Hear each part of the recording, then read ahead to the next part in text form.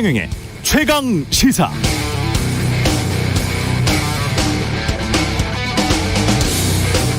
네, 우리가 국제관계를 봐도 그렇습니다. 두 나라의 국민들이 서로 너무나 적대적이면 타협하기가 힘듭니다.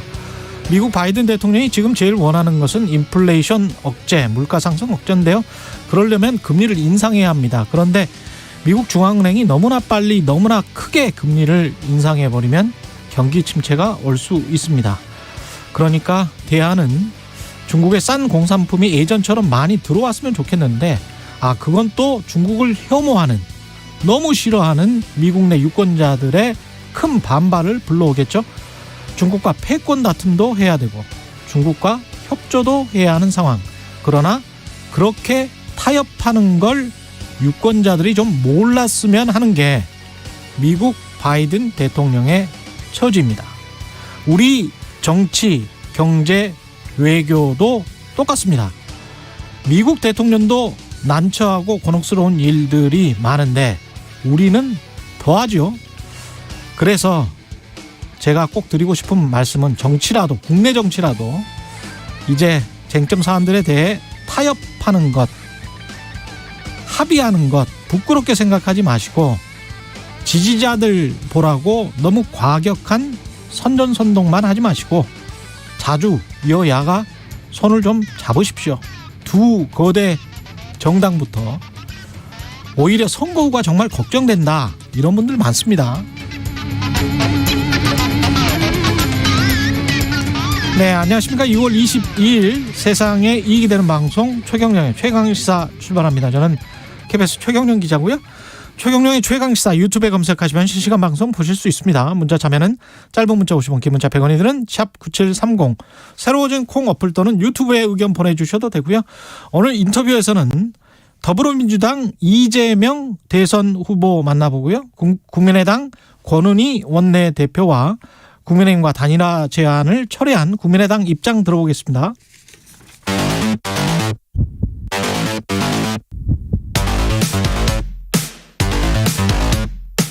오늘 아침 가장 뜨거운 뉴스 언박싱.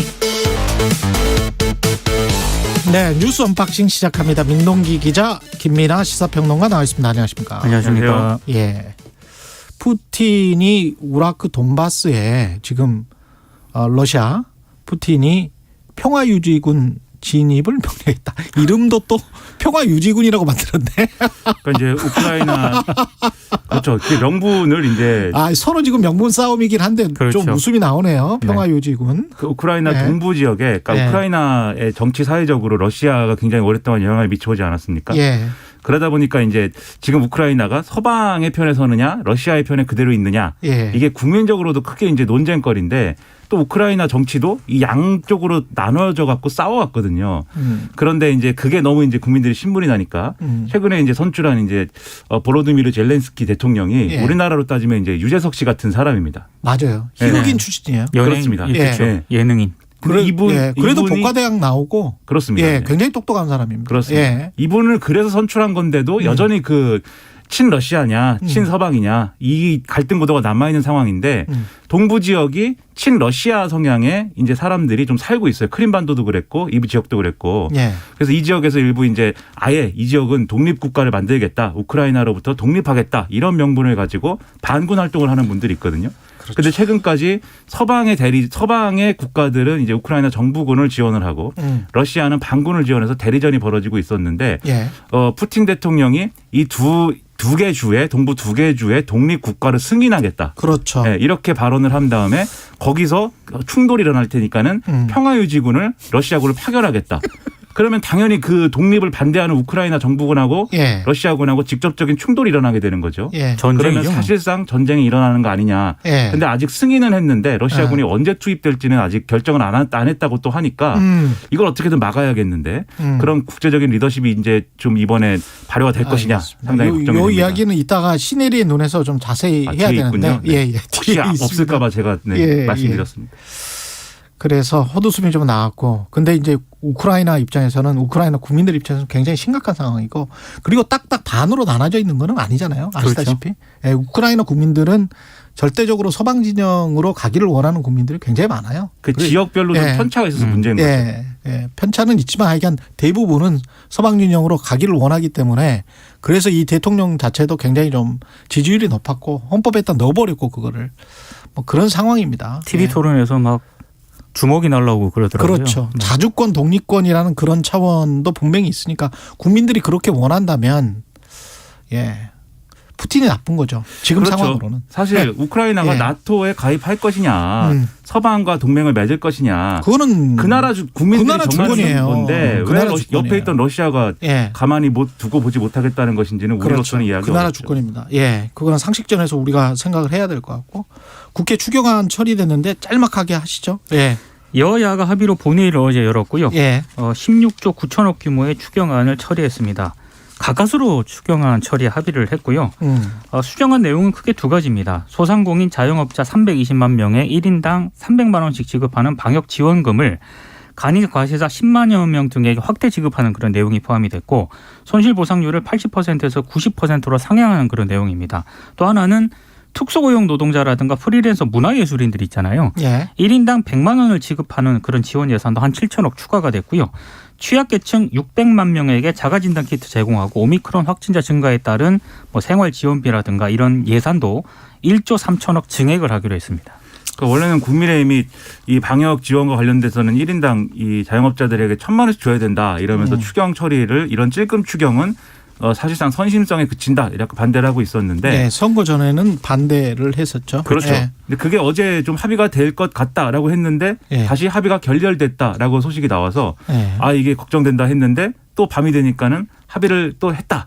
그래서 아마도 다행입니다. 그죠? 네, 그렇죠. 예. 아마도 선거 앞두고 어차피 여당이 이렇게 처리를 할 거면 선거 앞두고 굳이 추경에 반대하는 모습만 보여주는 것은 그렇죠. 야당 입장에서도 부담스럽다라고 판단한 게 아닐까 이렇게 해석을 할 수 있는 대목인 거죠. 어쨌든 말씀하신 대로 다행인 겁니다. 예, 다행입니다. 자영업자 입장에서 생각하면 정말 다행이고요. 나중에 누가 되든지 간에 또다시 논의는 해봐야 될 것 같아요. 네. 그렇죠. 그리고 이제 3월 임시국회에서 그 손실보상에서 제외됐던 업종까지 포함해가지고 손실보상법 배정하는 것까지 합의를 했는데 그렇죠. 이게 약속한 대로 진행이 되느냐도 지켜봐야 됩니다. 예, 대선 후보 어제 사자 TV 토론 두 분 다 보셨어요? 봤습니다. 예, 봐야죠. 어떻게 재밌고 흥미로웠습니까? 저는 어쨌든 주제가 경제다 보니까 예. 다른 토론하고 비교해서 그래도 이 토론다운 토론했다. 물론 다 만족스럽진 않았지만 적어도 어떤 정책이라든가 큰 방향이라는 게 어쨌든 중심에 놓일 수밖에 없다는 점에서는 그래도 이제 뭐 토론다운 토론한 게 아니냐 이런 생각했습니다. 예, 그 주요 내용들을 좀 살펴보죠. 하나하나씩. 그러니까 뭐 손실보상 관련 토론도 있었고, 예. 흔히 말하는 화천대유 녹취록, 김만배 녹취록 얘기도 나왔고요. 있었고. 대장동 뭐 얘기도 나왔고, 예. 경기도지사 법커 의혹 얘기도 나왔는데 그걸 전부 하기는 좀 그렇고 예. 제가 이제 몇 가지 좀 주목했던 것들이 있습니다. 예. 그 중에 하나가 이거는 조금 더 해명이 필요한데 해명을 하지 않고 그냥 넘어가 가지고요. 이재명 후보와 김건희 씨 도이치모터스 주가 조작 의혹을 어제 언급을 했거든요. 여기에 2010년 5월 이후에 그러니까 흔히 말하는 주가 조작이 이루어진 시점에 부인의 주식 거래가 없었다. 돈 남은 것도 없었다. 이렇게 얘기를 했는데 윤석열 후보가 예. 그 이후에 정말 추가 주식 거래가 있었느냐 없었느냐 이걸 답을 해달라고 물었거든요. 여기에서 윤석열 후보가 당연히 자신의 처가 주식 거래를 했다. 이렇게 답변을 합니다. 근데 이 답변은 약간 뉘앙스가 바뀌었어요. 이 답변은 예. 좀 다른 뉘앙스인데요. 예. 그러니까 국민의힘 대선 경선 TV 토론 때 홍준표 후보가 비슷한 질문을 했거든요. 예. 그때 윤석열 후보가 자신의 집사람은 오히려 손해보고 그냥 나왔다. 이렇게 답을 했습니다. 그러니까 그 뒤에 마치 주식 거래가 없었던 것처럼 답변을 했는데 어제 토론에서는 주식 거래 했다고 얘기를 했거든요. 요건 좀 추가적인 해명이 필요한 것 같고 당연히 당시 이제 국민의힘 TV 대선 후보 경선 토론 때도 윤석열 캠프의 공보 특보가 주가 조작이 일어났던 시기는 2011년하고 2012년인데 김건희 씨가 그때는 주식 거래하지 않았다 이렇게 얘기를 했거든요. 이거와도 좀 다른 부분이 있습니다. 그래서 조금 더 추가적인 해명이 필요한 것 같고 제가 어제 좀 인상 깊었던 거는 심상정 정의당 후보가 그 종부세 얘기를 하는 그런 장면이었거든요. 예. 심상정 후보가 뭐라고 얘기를 하냐면 요즘 그 윤석열 후보가 최근 유세에서 20억짜리 집에 산다고 갑부가 아니다. 세금으로 다 뺏어간다. 이렇게 얘기를 한 적이 있습니다. 그렇죠. 이걸 언급을 하면서 예. 심상정 후보가 윤석열 후보에게 92만 원, 윤석열 후보는 종부세를 92만 원 냈는데 30억 집에 종부세 92만 원의 폭탄이냐. 92만 원 내고 폭탄 맞아서 집이 무너졌냐 이렇게 따지는 장면이 있습니다. 그리고 심 후보가 재산세까지 다 합쳐봐도 윤 후보가 낸 세금은 400만 원 정도인데 전월세 사는 청년들의 1년 월세가 800만 원이다. 윤 후보가 그 절반밖에 안 된다. 대통령 되겠다는 분 아니냐. 조세는 시민의 의무다. 뭐 이런 부분을 지적하는 부분이 있었는데 저 개인적으로는 굉장히 이 부분이 좀 인상적이었습니다. 예. 그러니까 여러모로 이제 정책과 관련된 토론에 집중이 이제 되는 와중에도 말씀하신 이제 그런 좀 종부세는 뭐 정책이지만 도이치모터스라든가 이런 얘기가 이제 나왔는데 이 나오게 된 이제 맥락이라든가 이런 것도 사실은 흥미로운 것은 이재명 후보가 이제 먼저 역공을 펴는 방식으로 이렇게 나왔다는 게 좀 흥미로운 대목이었죠. 원래는 이제 이재명 후보가 이 대목과 관련돼서는 윤석열 후보한테 민주주의의 위기가 곧 경제 위기가 될 수 있다 이 얘기를 하면서 그 브라질의 사례를 이제 그 다큐멘터리식으로 만든 영화가 있습니다. 예. 그 영화를 언급하면서 봤냐 이렇게 하면서 이 검사가 이제 대통령이 돼가지고 그거에 대해서 뭐 정치 보복을 한다는 어떤 그러한 얘기를 하고 하는 거에 대해서 문제가 있다고 생각하지 않느냐라고 했더니 윤석열 후보가 경기도지사하고 성남시장 할 때 법인카드 쓴 것부터 제대로 해결을 해야 민주주의가 되는 거 아니냐 이렇게 반박을 해가지고 그러면서 대장동 녹취록 이재명 후보가 꺼내 들고 하면서 이제 판례까지 아직 만들었더라고요. 그렇죠. 그렇습니다. 예. 그 판례를 만들어 왔어. 예. 그 소위 말하는 김반배 녹취록 있지 않습니까? 예. 그걸 직접 이제 이재명 후보가 육성으로 읽고 뭐 이런 과정들이 있었는데. 근데 아무튼 도이치모터스 관련한 윤석열 후보의 발언은 이전에 발언하고 이제 지금 얘기가 다르다. 이렇게 볼 만한 그런 내용인데 동시에 또 아마 윤석열 후보는 그런 식으로 좀 이렇게 해명을 하거나 도망갈 것 같아요. 그러니까 이 도이치모터스 주가 조작에 관련된 얘기 아니었다. 일반적으로 이 2010년 5월 이후에 주식을 했느냐라는 거에 대해서 주식 투자를 한 것이라고 얘기한 것이다 원론적으로. 그리고 주가 조작에 참여하지 않았다는 거는 이제 확인을 한 것이다 이렇게 이제 해명할 것 같은데 그래서 계속 이렇게 구체적으로 물어보는 거에 대해서 일반론적으로 대답을 하면서 구체적 대답을 안 하는 방식으로 그렇게 가려는 나름의 전략이 아닐까 저는 그런 인상을 좀 받았고요. 그리고 이제 다른 대목에서 또 흥미로웠던 게 그 안철수 후보 태도는 어떻게 되는 거냐 이게 좀 여러모로 관건 아니었습니까? 예. 서로 이제 단일화 얘기를 했는데 그 단일화가 깨진 거에 대해서 어떤 태도로 이제 좀 이어질 것이냐. 안철수 후보가 굉장히 이제 윤석열 후보의 날을 세워서 토론하는 모습 보여줬어요. 그렇죠. 그리고 특히 이제 윤석열 후보가 이 데이터 경제를 얘기한 거에 대해서 그 부분에서 있어서는 사실 고개를 절레절레 흔들었죠. 그렇죠. 네. 안철수 후보 특유의 이 고개 흔들기가 나왔습니다. 오랜만에 보는. 이 제스처인데 그러면서 자기 영역이지 않습니까? 또 안철수 후보 입장에서는 그렇죠. 거기가 그렇죠.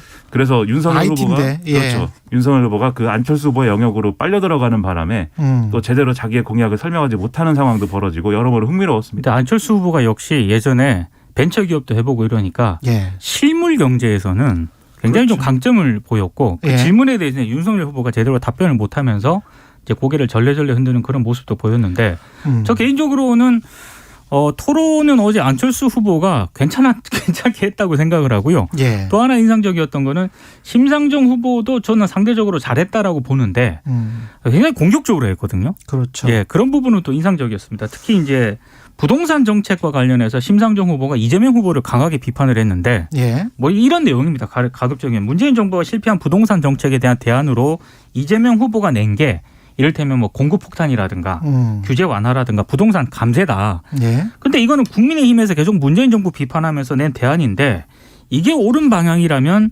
탈행적 정권 교체에 정당성만 부여한 것 아니냐. 이렇게 좀 심상정 후보가 질문을 했거든요. 예. 여기에 대한 이재명 후보의 답은 자신은 좌우파 정책을 가리지 않는다. 국민에게 필요하고 현실적으로 유용하면 한다는 입장이다. 반드시 한쪽 방향으로 가라고 요구하지 않았으면 좋겠다. 이런 취지로 또 답변을 했습니다. 그러니까는 심상정 후보는 다른 모든 후보들이 만약에 다른 얘기하고 있는데 예. 심상정 후보가 정책에 관한 얘기를 하면서 이렇게 좀 날을 세우는 방식으로 했으면은 그게 또 나름대로 심상정 후보가 잘한다 이런 평가가 있을 수가 있는데 근데 좀 저는 마음에 걸렸던 게 바로 이 토론의 태도 문제에 있어서는 그렇죠. 모든 후보가 어쨌든 정책적인 걸 얘기하는 상황에서는 심상정 후보가 공격적으로 하는 태도가 또 튀어 보일 수가 있는 거거든요. 그래서 이렇게 정책적인 어떤 이 주제에 대해서 토론을 할 때는 상대에게 충분히 답변할 기회를 주고 그리고 거기에 대해서 이제 본인의 주장을 펴고 이런 것들을 좀 합리적으로 해갈 필요가 있는데 어제는 너무 공격적인 모습이 부각됐다. 이게 좀 약점이었던 것 같다. 이렇게 생각이 되고요. 태도 문제와 관련해서는 4명의 후보 다 저도 좀 지적하고 싶은 게 물론 공격을 많이 받았습니다만 이재명 후보도 약간 그 분노에 찬 모습을 한 2번 정도 보여줬었는데 그럴 필요가 있었을까? 좀 유머가 있었으면 좋겠다. 4명 다. 그리고 윤석열 후보는 특유의 그 흥하는 거 있잖아요. 약간 좀 무시하는 듯한 네. 비운 듯한 그런 것들을 이재명 후보와의 사이에서 많이 보여줬었고 그게 또 안철수 후보도 사실은 이제 웃기게만 보여서 그렇지 상대방이 말하고 있는데 아무리 본인이 그쪽의 데이터 경제 전문가라고 할지라도 고개를 절레절레 흔드는 태도는 좋게 보이지는 않죠, 사실은. 그리고 저는 예. 개인적으로 예. 구조적인 성차별은 없다라고 윤석열 후보가 얘기한 부분에 대해서 이재명 후보가 이제 질문을 했잖아요. 예. 그 사과를 했으면 좋겠다라고 얘기를 했을 때 그렇죠. 윤석열 후보가 그거 대답하면서 시간 쓰기 싫다라고 답을 했거든요. 근데 그게 상대를 무시하는 태도 같은 게 언뜻 보였기 때문에 윤석열 후보는 그런 것들을 근데 나중에는 고쳤으면 좋겠어요. 저는 그 상대를 무시하는 그런 것보다 그게 국민들이 보고 있지 않습니까? 그렇죠. 그리고 이 질문에 대해서 어떤 답변을 할 것인가라고 다들 보고 있는데 예. 나는 그거에 대해서 시간 쓰기 싫다라고 하면 조금 제가 보았을 때는 가장 좀 미스였던 게 아닌가 싶습니다. 그렇죠. 네 후보 모두 상대를 좀 인정하는 그런 어떤 전제를 가지고 토론을 해야 되는데 그렇죠. 상대를 인정 안 하는 분위기였어요. 다 4명의 그렇죠. 후보가. 서로 간에 그거는 맞아요. 그냥 심상정 후보도 시원시원하게 말은 잘하고 그렇지만 사실은 곰곰이 들어보면 솔루션이라고 하는 해답 뭐 이게 사실 경제는 정답이 없기 때문에 나름대로의 해답은 절충점을 찾아야 되는 거거든요. 근데 그 해답이 그 사실은 뭐 비판할 거리가 많은 해답을 내놨기 때문에 그걸 그렇게 해서 경제가 움직인다? 그거는 언뜻 저는 이해가 안 가는 측면들이 심상정 많았어요. 후보도 제가 봤을 때 어제 그 흔히 말해서 주도권 토론이 있었잖아요. 근데 심상정 후보가 한 번도 주도권 토론에 질문을 못 받았어요. 예. 그래서 약간 거기에서 슬쩍 좀 기분이 좀 상한 게 아닌가. 저 개인적으로는. 다른 후보들도 심상정 후보하고 토론했을 때 좀 이렇게 득을 본다기보다는 어쨌든 그러한 어떤 공세가 이제 강하니까 좀 손해라는 측면에서 지명을 해서 토론을 안 한 거 아닐까 싶고요. 전반적으로 그래서 이게 이재명 후보는 어쨌든 여당 후보니까 이 똑같은 얘기를 해도 양쪽에서 공격받는 그런 측면들이 있었거든요. 예를 들면 이제 코로나19 지원이나 이런 거에 대해서도 안철수 윤석열 후보는 돈을 그렇게 막 써도 되느냐. 그렇죠. 뭐 이런 취지의 어떤 비판을 많이 했다면 심상정 후보는 오히려 이재명 후보가 제대로 지원한 거 없지 않느냐 뭐 이런 비판에 좀 힘을 싣는다든지 이런 모습들이 있는 가운데 어쨌든 이 본인의 정책이나 이런 것들을 잘 설명하는 기회가 또 됐어야 되는데 뭐 일정한 소기의 목표는 뭐 달성했지만 좀 미흡한 부분도 있었다고 보고요.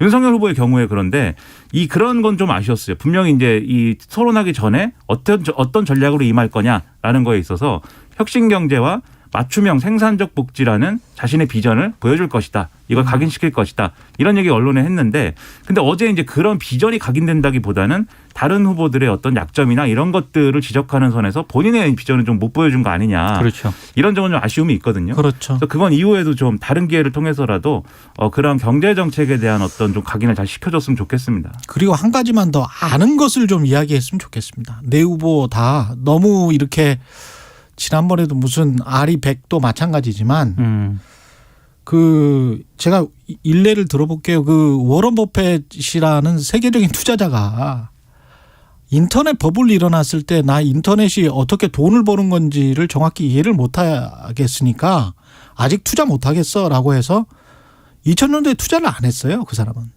그랬다가 그 위기로부터 벗어났거든요. 인터넷 닷컴 버블로부터. 그리고 미국에서 그 CDO 사태 일어났을 때 있지 않습니까? 미국 금융위기 일어났을 때도 그 수만 페이지를 다 읽어봤어요. 워런 버핏은. 그리고도 나 모르겠는데 이게 어떻게 돈이 되겠다는 건지. 그리고 또 모기지 투자를 또 안 했습니다. 이 사람은. 그러면서 이게 모르겠다는 게 알고 있는 거예요. 워런 버핏은. 본인이 이해를 못하면 투자를 안 해요. 그러니까 본질을 알고 있는 거죠. 이게 정치도 똑같은 거라고 보는데 무슨 지식 자랑이랄지 시사 상식 사전에 가지고 오는 것 같은 토론이 돼서는 안 되는 거죠. 그리고 본인이 이해하고 그리고 그거를 어떻게 정책으로 실현해서 그 정책으로 실현하기 전에 국민들한테 설득하는 과정이 있어야 되는데 본인이 이해를 못하는데 어떻게 국민들을 설득할 수 있겠어요. 사실 어제가 예. 경제였고 금요일이 이제 정치입니다. 그리고 나머지 하나가 사회거든요. 그렇죠. 예. 앞으로는 정책보다는 굉장히 좀 그렇죠. 뜨거운 쪽으로 가지 않을까 싶습니다. 그러니까 사실 정책에 대해서 잘 알아볼 수 있는 토론의 기회는 이제 어제가 사실상 그렇죠. 마지막이 아니었을까. 나머지는 이제 좀 공세 대 공세가 부딪히는 이런 그림이 되지 않을까 싶은데 그래서 어제 좀 아쉬운 부분들이 그래서 있는 거죠. 아까 말씀하신 종부세를 폐지하는 건 아니고 재산세랑 통합한다. 이 얘기 사실 종부세 폐지한다는 얘기거든요. 폐지한다는 얘기죠. 그렇죠. 예. 그런 점들 아쉽고 그다음에 윤석열 후보. 이재명 예. 후보가 우리나라는 이제 국채 발행을 어느 정도 규모로 하는 게 적정한 거냐라는 질문에 대해서 어쨌든 좀 더 적극적으로 할 필요가 있다고 답을 하면서 그것까지 이제 이 좋은 답변이라고 생각하는데 우리나라 곧 이 기축통화국하고 비기축통화국하고 차이가 있는데 기축통화국을 비교 대상으로 놓고 얘기하면 어떡하냐라고 했는데 우리나라도 곧 기축통화국이 될 것이다. 그런 보도가 있다. 이렇게 거론을 했는데 그게 상식적으로 우리가 좀 막 그렇게 될 거야라고 전망하는 상황까지는 아닌 것 같은데 뭐 가능성을 논할 수는 있는 거겠지만. 아니 그거는 약간 좀 기축통화를 달러로만 보는 측이 있고 그리고 IMF의 SDR을 보는 측이 그렇죠. 있는데 IMF SDR에 관한 거론은 이번 달에 정경련이 언급한 거예요. 그렇죠. 정경련이 언급하면서 제목 자체가 한국도 기축통화가 될 가능성이 있다. 올해 IMF 총회 때 요거 한번 논의가 충분히 될 만하다라고 하면서 보도자료가 나온 것들. 그런 얘기까지 한번 진전이 됐으면 예. 좋은 정책 토론이 그러니까 됐겠죠. 예를 들면 SDR에 포함되는 SDR 바스켓에 포함되는 거는 중요한 어쨌든 이정표일 텐데. 근데 그거를 일반적으로 기축통화라고 보냐고 하면 저는 달러만 기축통화로 봅니다. 그냥 거기에 있는 다른 엔화랄지 유로랄지 위엔화까지 다 있거든요. 거기 SDR에는. 그러면 2015년에 들어간 위안화까지 기축통화 볼 거냐? 그건 전혀 아니죠. 그렇죠. 그리고 예. 이 논의의 전제는 기축통화국이기 때문에 국채 발행 비율을 훨씬 늘릴 수 있고 즉 양적 완화 수준의 어떤 그러한 이제 비전통적인 어떤 대응을 할 수 있는 거냐가 쟁점일 텐데. 그거는 또 좀 다른 문제입니다. 그렇죠. 예. SDR 바스켓에 들어갔다고 해서 예. 그게 되는 건 아니기 때문에. 예, 그거는 아니에요. 그렇죠. 이게 엄밀한 토론이 예. 필요한 문제이기 때문에 이후에라도 좀 얘기를 더 해봤으면 좋겠습니다. 그거는 또 다른 문제입니다. 예. 그렇게 이제 기축통화를 막 혼돈해서 사용을 해버리면 네. 안 됩니다. 근데 제가 생각하는 기축통화는 달러 하나밖에 없습니다. 전 세계에서. 아, 금융거래의 90%를 달러로 하기 때문에. 이번 대선에서 기축통화 얘기는 어제로 끝이 아닐까 싶습니다. 예. 예. 그럴까요? 안타깝네요. 그리고 최지성, 장충기 가석방 심사 대상에 포함됐습니다. 네, 예. 이게 심사 대상에 최경환 전 자유한국당 의원도 일단 이름이 올라 있거든요. 예. 만약에 최지성 전 삼성그룹 미래전략실장하고 장충기 전 미래전략실 차장이 만약에 가석방 심사 대상에 포함이 된다면은 그리고 가석방이 된다면은 흔히 말하는 그 국정농단 사건 주요 관계자들 있지 않습니까? 개명 후에 최소원으로 된 최순실 씨를 제외하고 모든 수감 생활을 마치게 됩니다. 뭐 다들 아시겠지만 이재용 부회장 같은 경우에는 이미 지난해 광복절 때 형기의 60%를 채워서 먼저 풀려나지 않았습니까?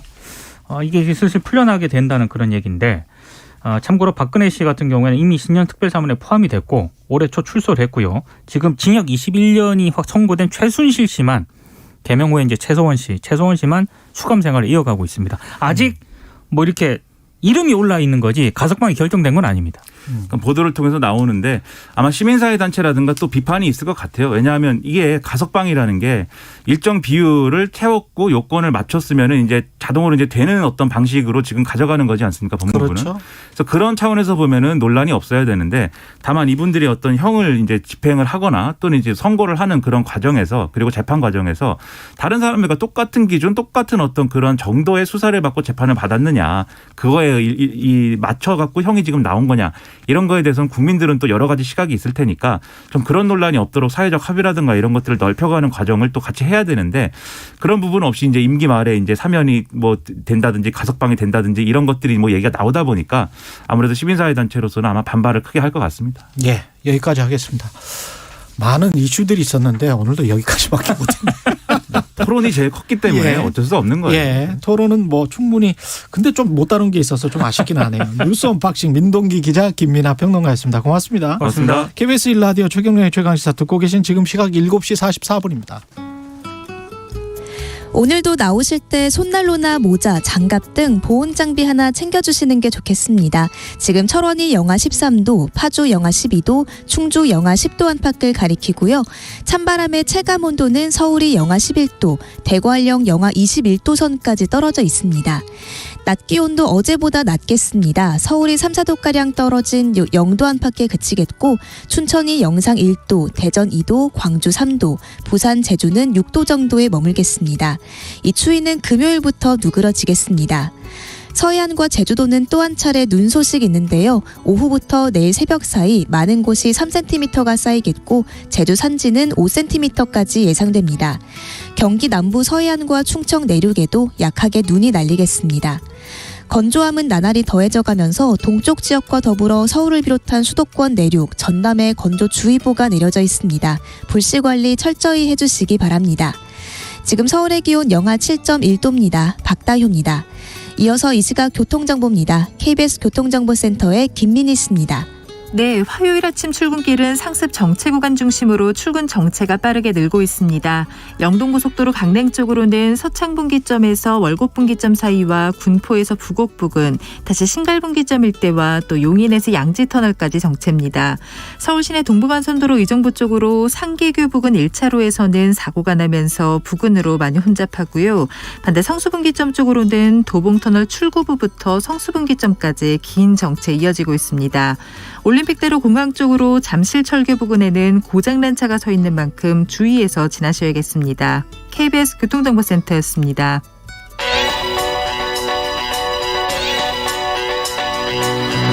최강 시사 신혜리의 눈. 네, 신혜리의 눈 뉴스포터 신혜리 에디터 나와 계십니다. 안녕하세요. 네, 안녕하세요. 예, 우크라이나 사태가 걷잡을 수가 없을 것 같네요. 어떻게 네. 되는 겁니까 지금? 제가 정말 이 차를 타고 오는 순간에도 계속 네. 속보를 틀어놓고 왔는데 예. 그 사이에 푸틴 대통령이 예. 그 우크라이나에 있는 돈바스에 평화 유지군 진입을 명령했다, 이런 속보가 지금 나왔습니다. 평화 유지군 진입. 네. 그러니까 러시아군이 투입되는 거고, 제가 평화 유지군에서 자꾸 헛웃음이 나오는데 네. 아니 러시아군을 투입하겠다는 거예요. 우크라이나 맞아요. 영토 내에. 네, 그렇습니다. 근데 요거 이제 히스토리를 좀 봐야 되는데 예. 간밤에 이 푸틴이 돈바스 내 친러 공화국의 독립을 승인해 줬습니다. 그러면서 사실상 우크라이나의 침공이 현실화될 가능성이 높아졌다, 이렇게 어제 밤부터 이야기가 나왔고요. 예.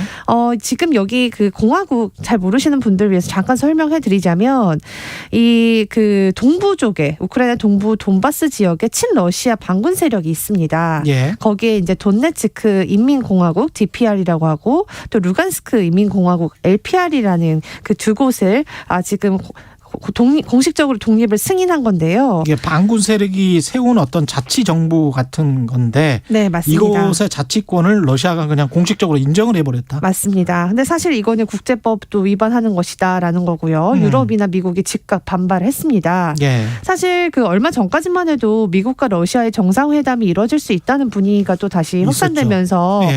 또 다시 완화가 되는 거냐, 이제 이런 분위기가 이제 됐는데, 사실상 이번에 이렇게 이제 우크라이나 침공이 되면서 바이든이 사실 그 정상회담을 위한 조건을 걸었는데, 그게 우크라이나 침공을 안 할 시 회담을 하겠다는 거였거든요. 예. 근데 이제 이렇게 침공을 하는 거니까요. 과연 정상회담이 이루어질지는 아직 잘 모르겠습니다. 가능성은 좀 지금 당장은 좀 낮을 것 같고요. 미국은 뭐라고 지금 합니까? 미국은 지금 계속 이제 제재를 가하겠다는 지금 입장을 내놓고 있습니다. 지금 뭐 좀 워낙 긴박하게 돌아가고 있고, 사실 근데 미국은 이미 알고 있었다, 이미 이런 움직임을 예상하고 있었고 즉시 대응할 준비가 되어 있다라고 했고요. 경제 제재부터 시작을 하고, 진짜 이게 나중에 무력 충돌로 될 경우에는 전쟁도 불사지 않겠다는 그런 입장입니다. 예. 네.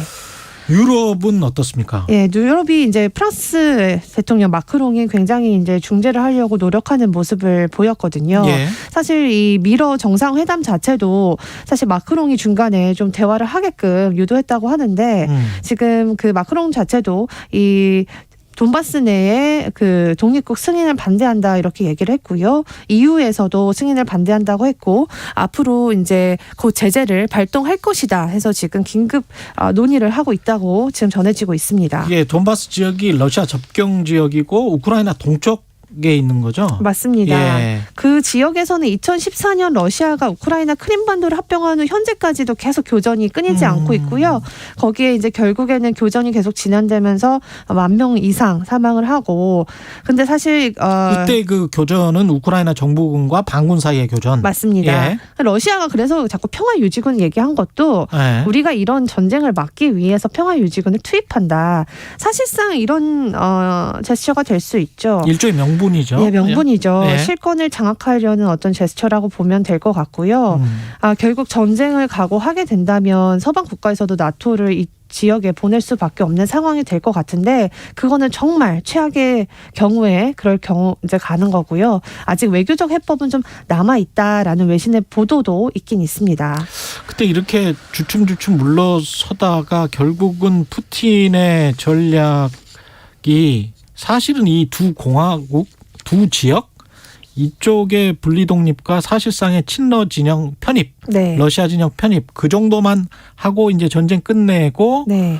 제재는 흐지부지 시키고 뭐 이거를 지금 원하는 거 아니겠어요? 맞습니다. 푸틴은? 제가 지난번에도 얘기했듯이 예. 지금 러시아 군인들이 지금 그 주변을 계속 지금 몇 개월째 그냥 텐트에서 자면서 고생하고 있지 않습니까? 예. 근데 이런 상황에서 갑자기 그냥 아무것도 하지 않고 철수하라고 하면 그 내부의 반발, 그렇죠. 긴장감, 그러면 결국 푸틴이 나중에 반격당할 수 있는 여지도 있는 겁니다. 그렇죠. 그렇기 네. 때문에 자존심 때문이라도 잠깐 들어갔다가 제스처를 취하고 그다음에 그 나토를 가입하지 못하겠다, 안 된다라는 그 명분으로 이제 미국과 서방 국가들이 그럼 나토 가입은 우리가 적당한 철회하겠다. 시기에 철회하고 예. 나중에 아니면 미루겠다. 예. 이 약속을 받고 나서는 아마 철수하지 않을까. 지금 그게 가장 큰 건데요. 사실상 미국이 모든 키는 쥐고 있을 것 같습니다. 푸틴은 이거를 말로 하지 말고 문서로 해달라는 거잖아요. 그렇죠. 맞습니다. 근데 지금 미국 입장에서도 예. 그거를 당장 이렇게 약속해주기는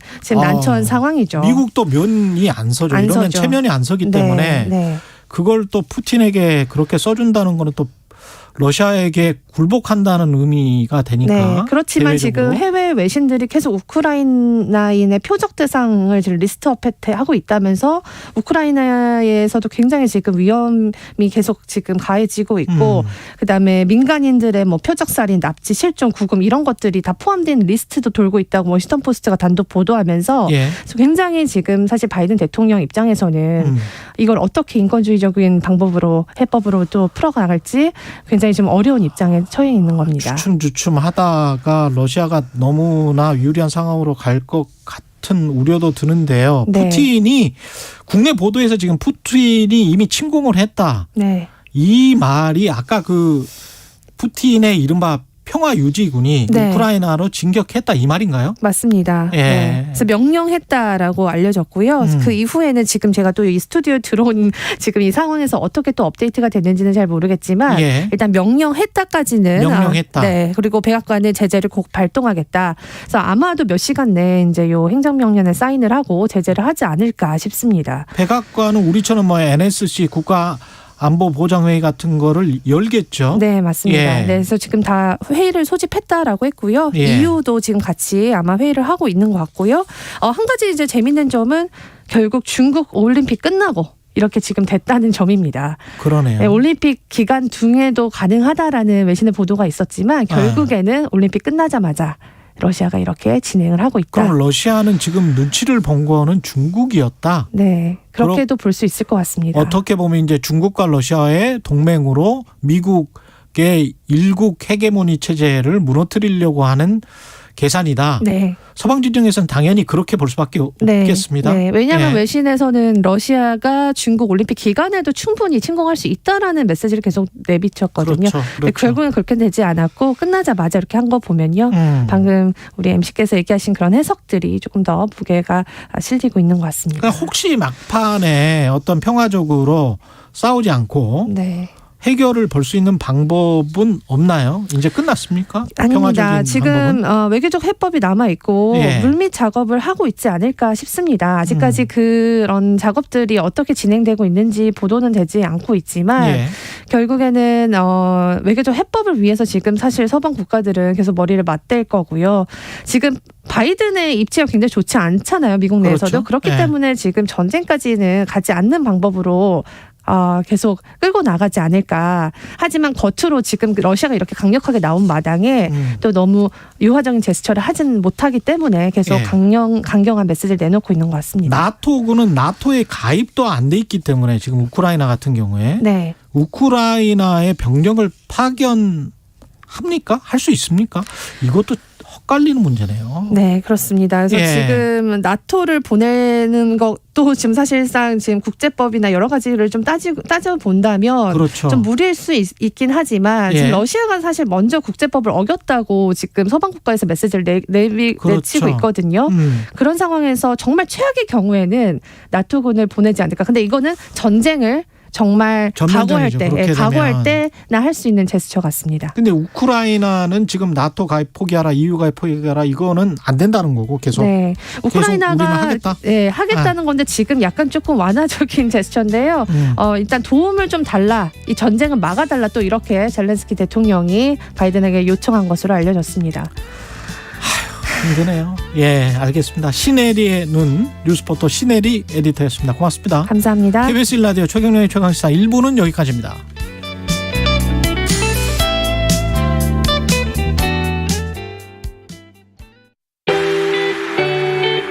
코로나19가 아니라 코로나 21이다, 22다 이렇게 그만큼 지금 많은 대응 체제가 바뀔 것이고 2022 KBS 연중기획 기억을 기록하다. 강원도 강릉시 보건소에서 역학조사관으로 일하고 있는 김수민입니다.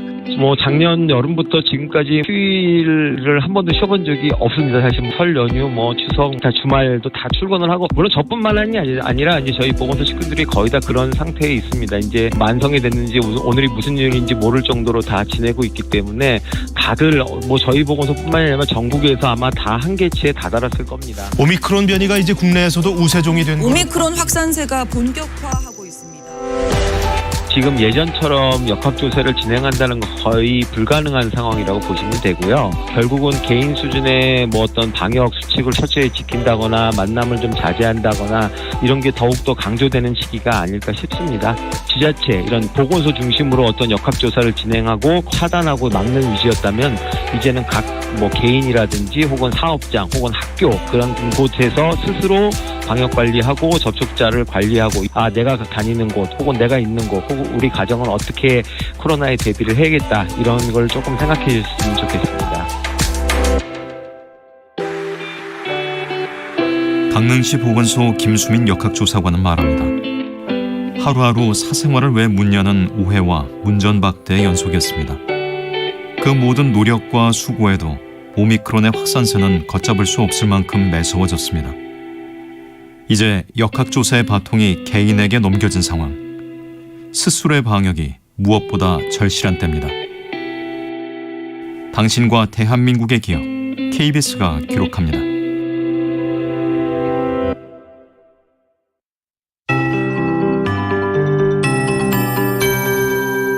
KBS 58분 날씨. 오늘도 칼바람 속에 체감온도가 뚝뚝 떨어지고 있습니다. 현재 기온 철원이 영하 13도, 파주 영하 12도, 대전과 안동이 영하 6도 안팎을 가리키고요. 체감온도는 서울이 영하 11도, 대관령 영하 21도 선까지 떨어져 있습니다. 나오실 때 옷차림 따뜻하게 해주셔야겠는데요. 낮 기온도 어제보다 2도에서 5도가량 낮아 종일 춥겠습니다. 서울이 0도 안팎에 그치겠고 춘천이 영상 1도, 대전 2도, 광주 3도, 부산, 제주는 6도 정도에 머물겠습니다. 중부와 경북엔 한파특보도 이어지고 있는데 금요일부터 추위가 풀리면서 서서히 초봄 날씨가 다가오겠습니다. 건조특보는 확대하는 추세인데요. 동쪽 지역과 더불어 서울을 포함한 수도권 내륙, 전남에 건조주의보가 내려져 있습니다. 강풍을 타고 불씨가 크게 번질 수 있는 만큼 불씨 관리 철저히 해주시기 바랍니다. 오후부터 내일 새벽 사이엔 충남 전라 서해안과 전북 남부, 제주도에 가끔 눈이 오겠습니다. 많은 곳이 3cm까지 쌓일 수 있겠고 제주 산지는 5cm까지 예상됩니다. 경기 남부 서해안과 충청 내륙에도 약하게 눈이 날리겠습니다. 이번 주말에는 수도권과 강원 영서에 눈비 소식이 들어있습니다. 지금 서울의 기온 영하 7.3도, 습도는 44%입니다. 박다효입니다.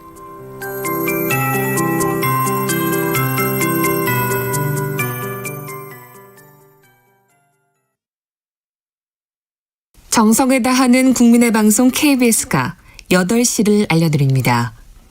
AM 711kHz, FM 97.3MHz, KBS 1라디오입니다. HLKA.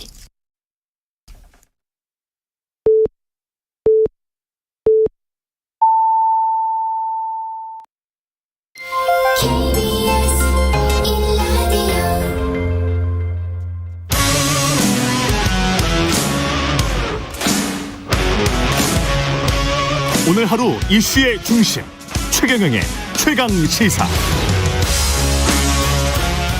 네, 20대 대통령 선거 오늘로 꼭 보름 앞으로 다가왔습니다. 여야 대선 후보들 막판 지지층 결집, 부동층 무당파 설득을 위한 총력전 연일 펼치고 있는데요. 최강시사가 오늘부터 대선까지 남은 기간 각 후보들의 국정운영 비전을 직접 묻는 대선 특별기획 인터뷰를 준비했습니다. 최강시사 대선 특별기획 인터뷰, 대선 후보에게 묻는다. 첫 시간 오늘은 더불어민주당 이재명 후보입니다. 안녕하십니까? 네, 반갑습니다. 이재명입니다. 반갑습니다. 지금 어디세요? 지금 여기 숙소입니다. 숙소. 아, 그러시군요. 집이 아니고. 네. 예. 지금 그러면 지방에 계시는 거예요? 아닙니다. 지금 워낙 시간이 없어서 예. 집에서 보다는 주로 숙소에 나와 있습니다. 숙소에 주로. 네, 네. 예. 유세를 많이 하시면서 이제 유권자들 많이 만나 보셨을 텐데 지금 민심이나 판세는 어떻게 느끼고 계세요? 뭐 저희로서는 현장에서 만나는 우리 국민 여러분들 이 상황, 소위 바닥 민심하고 이 조사 결과들이 워낙 들쭉날쭉해서 좀 납득이 안 되는 경우가 많은데 저희는 국민의 정말 높은 민심, 시민의식 이런 걸 믿기 때문에 미래를 향해서 역량 있는 후보를 선택할 것이다. 어제도 제가 말씀드렸습니다만 경제가 제일 중요한데 정치적 혼란이나 또 군사적 긴장이나 국제관계 악화나 이런 것들이 경제를 아주 치명적으로 망치지 않습니까? 저는 이런 점들을 국민들께서 잘 판단하실 거라고 보고요. 현장에서도 실제 그런 느낌이 많이 옵니다. 그런 말씀하시는 분들도 많고. 바닥 민심과 조사 결과, 여론조사 결과는 조금 다른 것 같다. 그런 말씀이시네요. 여론조사 결과도 양측으로 막 널뛰기를 하고 있기 때문에 저도 좀 잘 이해가 안 됩니다. 그렇군요. 근데 지금 이제 선거전이 너무 뜨거워서 오히려 선거 후가 걱정이다 이런 말씀을 하시는 분들도 있더라고요. 너무 두 진영이 크게 싸우다 보니까 이게 선거 후에 통합이 되겠나 그런 걱정인 것 같습니다. 어떻게 생각하세요? 저는 경쟁은 경쟁이고 또 세력이 한쪽 세력을 대표해서 대통령이 되더라도 전 국민을 대표한다. 대통령이 되면 이런 입장이고 저는 정치적으로도 국민내각 모든 역량 있는 분들이 다 함께하자. 진영 가리지 말자라는 측면에서 국민내각 말씀드리고 있고 실제 통합정부로 가야 된다고 믿습니다. 그 정치의 가장 중요한 역할이 국민들을 갈등 분열시키거나 아니면 증오하게 하는 것이 아니고 서로 손잡고 함께 살게 하는 것이 바로 즉 통합이 가장 큰 역할이다라고 보기 때문에 이재명이 당선되면 그런 걱정은 전혀 안 하셔도 된다. 그 말씀과 함께 실제로 분열과 갈등, 정치 보복 이런 말씀을 아주 공언하는 분들이 계신데 그 점에 대해서는 정말 우리 국민들께서 정말 진지하게 깊이 판단해 주실 필요가 있습니다. 어제 지금 통합 이야기 하셔서 어제 사실은 TV토론에서 통합정부 이야기를 안철수 후보에게 이야기를 했단 말이죠. 그리고 안철수 후보가 저는 다당제를 원래 선호하고 제 소신이다 이렇게 이야기를 있지 않습니까? 네. 이게 어떤 의미로 받아들이셨어요? 저는 원래 안철수 후보께서 제가 한때 대표로 모시던 분이시기 때문에 네. 제가 나름대로는 뭐 존경하는 분이시고 또 그분이 가진 새 정치의 꿈이라고 하는 게 있지 않습니까? 예. 그러니까 국민들이 합리적인 제3의 선택을 가능하게 해야 그 양당 독재, 적대적 공생이라고 하는 게 없어진다. 그게 진짜 정치 발전이다. 그 말씀은 저도 계속 평소에 드리던 말씀이어서 사실은 그런 정치 개편, 정권 교체를 넘어선 정치 교체, 시대 교체 이런 건 제가 평소에 말씀드리던 것이라서 일치하는 면들이 있습니다. 거기다 조금만 더 현실적인 문제를 더한다면 예. 저희는 거대의 의석을 가지고 있기 때문에 예. 실제로 정치 개혁은 합의가 되면 얼마든지 할 수 있는 상황이죠. 그리고 연합정부도 저는 제가 평소 소신이니까 그 반대 진영, 그러니까 뭐 못하겠다 이런 쪽을 빼고는 모든 진영이 힘을 합쳐서 유능한 인재, 좋은 정책은 다 쓰자. 그리고 결과로서 국민에게 평가받자 이런 입장이라서 예. 제가 평소에 드리고 싶은 말씀이야 특별히 다른 게 없었다는 생각입니다.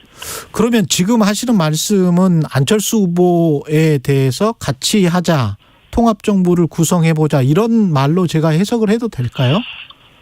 저희는 특정 후보에 대해서 그렇게 말씀드리는 것은 아니고 예. 제가 기자회견 여러 차례 했고 유세 때도 말씀드린 것처럼 저는 협력 가능한 모든 진영이 함께하자. 예. 이런 입장이니까 거기가 빠질 이유는 없겠지만 그렇다고 거기만 대놓고 소위 말하는 단일화 제안을 했다 이렇게 해석되는 것은 좀 부담스럽긴 하죠. 그렇군요. 네. 예. 어제 토론은 어떠셨습니까? 이 말씀드리기가 어제 안 그래도 공식 인터뷰에서 그 얘기도 물어봤어요. 예. 특별히 말씀은 안 드렸는데. 예. 정말 죄송한 얘기인데 벽에다 대고 얘기한 느낌이었습니다. 벽에다 대고 얘기하는 느낌이었다. 예, 토론이란 내 주장을 하고 상대방의 의견을 듣고 또 반박하고 이게 토론의 기본인데 예. 일단 대답을 안 한다든지 나중에 하겠다고 미룬다든지 또는 엉뚱하게 딴 사람한테 저한테 한참 얘기해놓고 딴 사람한테 의견을 묻는다든지 이 도대체 납득이 안 돼서 또 시간도 안 지키고 기본적인 룰도 안 지키고 하니까 저로서는 좀 당황스럽긴 했습니다. 뭐 너무 이렇게 무질서했다고 할까요? 예. 네, 좀 그랬습니다. 지금 여론조사 각종 여론조사를 보면 꾸준히 감지되는 것은 일단은 판세는 박빙이다. 그런데 정권 교체를 원하는 국민들은 50%가 아직 넘는다. 뭐 이렇게 지금 돼 있지 않습니까? 이런 여론에 대해서는 어떻게 생각하십니까? 질문을 두 개밖에 안 하니까요. 정권 교체냐, 정권 유지냐. 네, 이런 식으로 물어보면 변화를 바라게 돼 있습니다. 사람들은 기본적으로 똑같은 상황에서도. 예. 근데 더 나쁜 정권 교체를 원하냐, 진짜 정치 교체를 원하냐 이렇게 물어보면 제가 보기에는 정치 교체를 원한다고 훨씬 많을 겁니다. 그렇군요. 예를 들면 정권에 대해서 비판적인 입장, 그러니까 정권 재창출이 안 된다, 반대한다 이런 쪽도 심판해야 된다 이런 쪽도 이재명 지지한다 상당히 많지 않습니까? 예. 그 이유는 그야말로 정치 세력 교체가 아니고 대통령이 바뀌는 것도 큰 변화거든요. 예. 예를 들면 더 진화된 유능한 정부가 될 수 있지 않습니까? 예. 근데 정권 교체가 만약에 전에 브라질 룰라 이후처럼 민주주의가 무너지고 경제가 무너진다면 더 나쁜 것인데 그런 걸 국민들이 원할 리가 없죠. 그러니까 더 나은 세상을 원한다 이런 표현이라고 이해해야 하고요. 예. 저는 일종의 프레임으로 정권 유지냐 정권 그 심판이냐 세상에 그런 질문이 어디 있습니까? 그렇군요. 그럼 예를 들면 문재인 대통령께서 재선에 나오면 그 말이 맞겠죠. 저는 이재명이지 않습니까? 예. 네, 정책도 일부 다르고 승계할 건 승계하지만 다른 것도 많고 추가할 것도 많고 다르죠. 그렇다면 이 점들을 일부러 무시하는 프레임이 있다라고 생각하는 겁니다. 이런 거를 일부러 무시하는 프레임이 있다. 예. 네. 그러면 대선 이후에 그리고 대선 지금 과정에서의 시대 정신, 이재명이 강조하는 시대 정신은 뭐라고 생각해야 될까요? 뭐 이때까지 무수히 많은 기회에 말씀드렸는데 공정성 회복과 성장이라고 보죠. 공정성 회복과 성장. 네, 우리 사회가 매우 불평등하고 격차가 많은데 지금 이 격차를 바로 뜯어고치기는 어렵고 성장을 해가면서 그 성장의 과실과 기회를 좀 더 공평하게 나누면 격차가 완화될 것이다. 그리고 IMF나 국제기구들이 말하는 것처럼 지속적 성장이 가능하려면 사회가 포용 성장, 즉 공정하게 성장하고 공정하게 성장의 과실을 나눠야 된다. 그런 거 아니겠습니까? 예. 그러니까 결국 저는 성장을 통해서 공정성을 회복하고 공정성 회복을 통해서 성장을 해야 하는데 그게 결국 기회를 늘려서 청년들한테도 기회를 주는 나라가 된다. 예. 그러려면 국가의 대대적 투자가 필요하다. 마침 지금 기회라는 겁니다. 어떤 측면이냐면 평시라면 국가의 대대적 투자를 통해서 뭔가를 바꾸는 게 쉽지 않은데 예.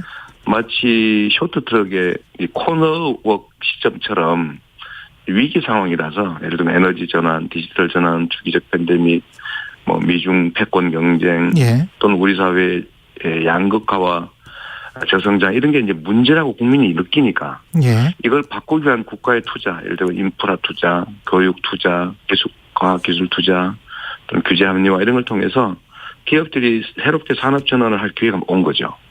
미국이 하는 것처럼 예. 좀 더 크게 보면 뉴딜 정책을 했던 루즈벨트처럼 대대적인 인프라 투자, 교육 투자, 과학기술 투자, 예. 새로운 정책의 시도를 통해서 저는 성장의 기회를 잡을 수 있다고 봅니다. 예. 근데 이제 국가의 대대적인 투자를 말씀하셨는데 보수 야권 후보들은 국가 재정 건전성에 관해서 강조를 하지 않습니까? 어떻게 보세요? 그 문제는?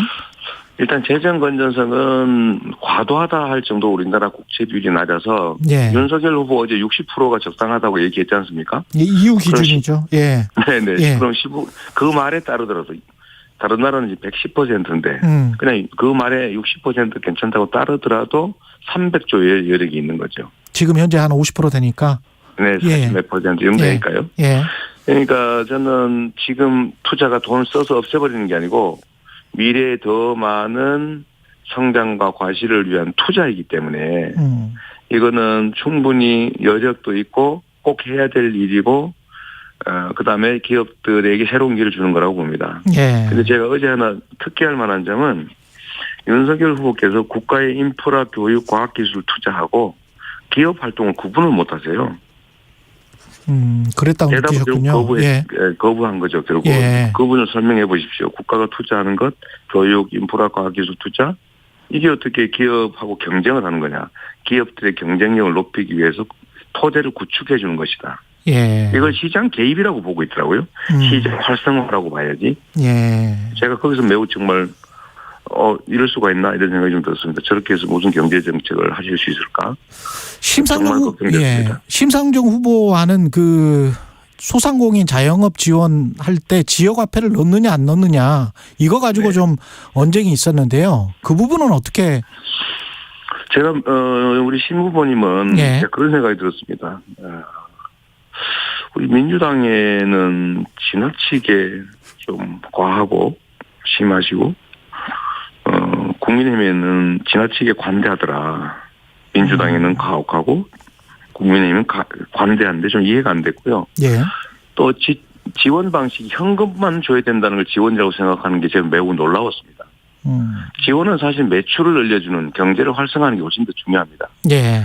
지역화폐를 통해서 매출이 늘어났다고 모든 자영업자가 좋아하고 그래서 막 싸워가지고 지역화폐 예산을 7천억에서 2조 원으로 늘렸지 않습니까? 예. 그래서 그 경기도만 해도 그에 대한 체감도가 매우 높아서 계속 조기 소진되는데 우리가 1차 재난지원금 지급했을 때를 생각해 보면 그때 정말 한 두세 달 대목 같았잖아요. 그 전년보다 오히려 매출이 늘었는데 든 돈이 15조밖에 안 된다고요. 근데 그 후에 정말 우리가 7, 80조 가까이 지원했지만 시장 경제가 살아났다는 소리를 못 들었지 않습니까? 현금을 줬기 때문에 그냥 거기서 끝나버린 거예요. 예. 그런데 저는 우리 심상정 후보께서 제가 전 대한민국이 지원하는 거 외에 경기도민들에게 약 3, 4조 원 지원했고 소상공인 자영업자들을 위해서 지역화폐라든지 대출이라든지 이런 등등 지원이 한 6천억 했는데 왜 도민들에게 지원했냐. 그 돈으로 소상공인한테 현금 줬어야지. 이런 취지의 말씀하셔서 매우 놀라웠습니다. 이게 경제에 대한 기본적인 시각이 경제는 흐름입니다. 100만 원 현금으로 주는 것보다 30만 원 매출권 줘가지고 거기에 4번 구르면 훨씬 더 유용한 것이죠. 예. 경제가 흐름이라는 걸 좀 이해를 안 하시고 계신 거 아닌가 하는 생각이 들었습니다. 만약에 근데 이제 또 다른 흐름이 나타난다면 미국에서 금리 인상 속도가 예상보다 지금 빨라질 것 같고 이유도 네. 비슷할 것 같고 우리도 지금 자산 가격이 하락하는 조짐이 좀 보이고 있지 않습니까? 그렇습니다. 그런 상황에서 부동산 거품이 이제 큰 폭으로 뭐 이렇게 거치면 그러면 뭐 부주택자 입장에서는 다행이긴 합니다만 너무 또 떨어지면 또 문제란 말이죠. 어떻게 보세요? 그게 제가 저번에 왜 우리 출연에서도 그 말씀 드렸지 않습니까? 예. 우리가 어차피 앞으로 주택 가격은 유동성 문제 때문에 세계 경제 문제 때문에 정점을 찍을 수밖에 없다. 예. 떨어지는데 떨어질 경우에 소위 경착륙하면 안 된다. 연착륙해야 된다고 말씀을 그때 한번 드린 기억이 있고요. 예. 이미 이것은 제가 재작년부터 얘기한 것처럼 결국은 네, 정점을 찍고 떨어지는데 떨어지는 속도와 강도가 너무 크면 일본처럼 되는 수가 있다. 예. 그러니까 우리는 여기에 대비를 해야 되는데 물론 미세한 조정 장치들은 작동해야 되겠죠. 금융 통화 정책 또는 재정 정책 또는 뭐 직접적인 부동산 정책을 가동해야 되겠지만 저는 그중에 제일 중요한 게 이런 거라고 그때 말씀드렸습니다. 우리 윤희숙 의원이 저를 비꼬기는 했었는데 잘못된 생각을 가진 거죠. 주택 가격이 떨어질 때를 저는 공공주택 매입 기회로 만들자.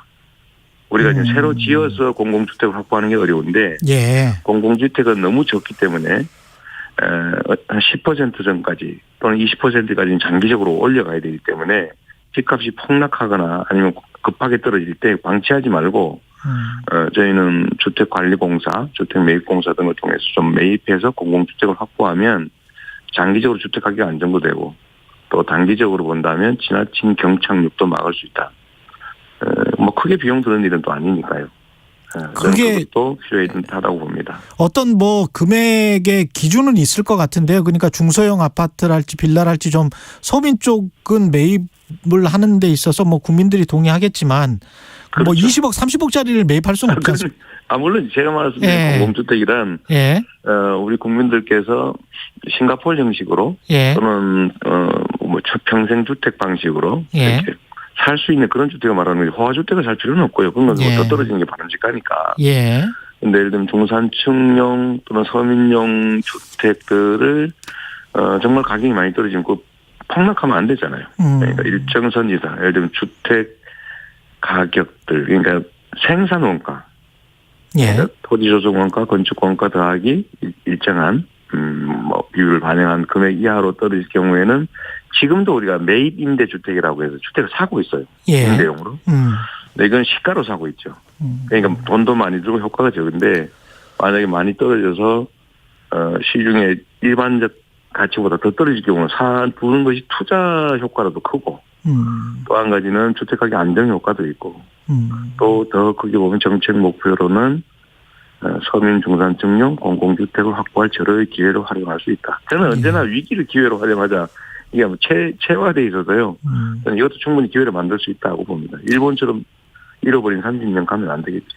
코로나 관련해서 당선되면 정부와 협의해 부스터샷 접종자의 영업 제한을 밤 12시까지 연장하겠다 이렇게 말씀을 하셨는데요. 지금 확진자 숫자가 급증하는 상황에서 미국이나 영국처럼 확진자가 꺾여서 어깨 정도 오는 시점에 그때 규제 완화를 하는 게 맞다라고 이제 일부 전문가들은 그렇게 이야기를 하시거든요. 그래서 지금 정부가 좀 섣부르다 이렇게 지금 주장하시는 방역 전문가들도 있는데 어떻게 보십니까?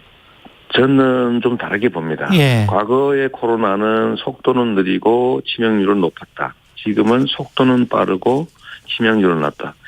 쉽게 말해서 봉쇄가 안 됩니다.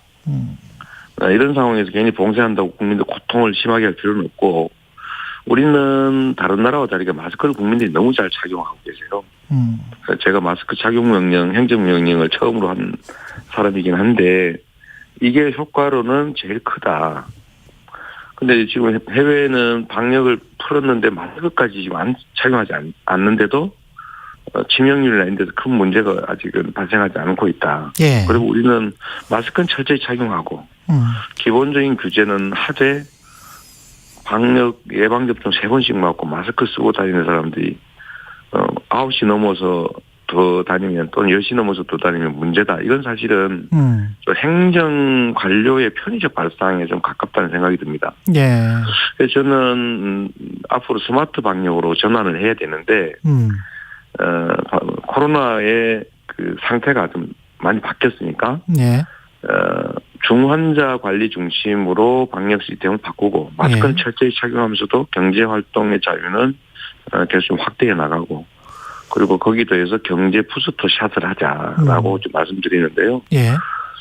경제가 살아야 될 거 아닙니까? 국가 경제는 총량으로 늘었는데 서민들의 고통이 너무 심하고 지금 이 순간에도 이 코로나19 경제 위기로 어려워서 좀 극단적 선택하는 분들이 계시잖아요. 예.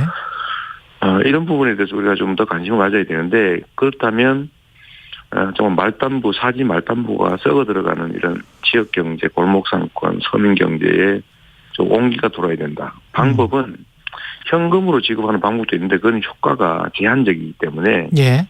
저번 1차 재난지원금처럼 이렇게 소비를 늘려주자.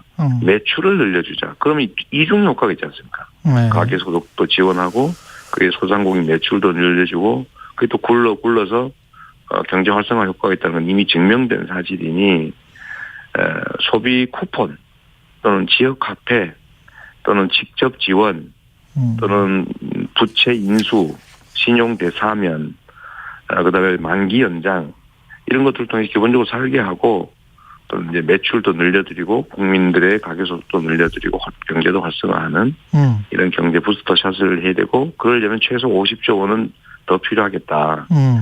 그러니까 50조 원 정도를 바로 마련해서 추경을 긴급으로 하든지 당선자 의견 이제 당선되면 존중될 테니까요. 예. 안 되면 조금 지나서 영 정말로 안 되면 당선된 후에 긴급 재정 명령을 해서라도 이걸 마련해서 경제 부스터샷을 한다. 방역은 스마트 유연하게 전환한다. 이게 저의 계획이고 이걸 총지휘할 특별위원회를 인수위 내에 만들고 또는 대통령 직속으로 만들어서 사실상 이 총괄을 하는 거죠. 좀 새로운 방식으로. 예. 네네.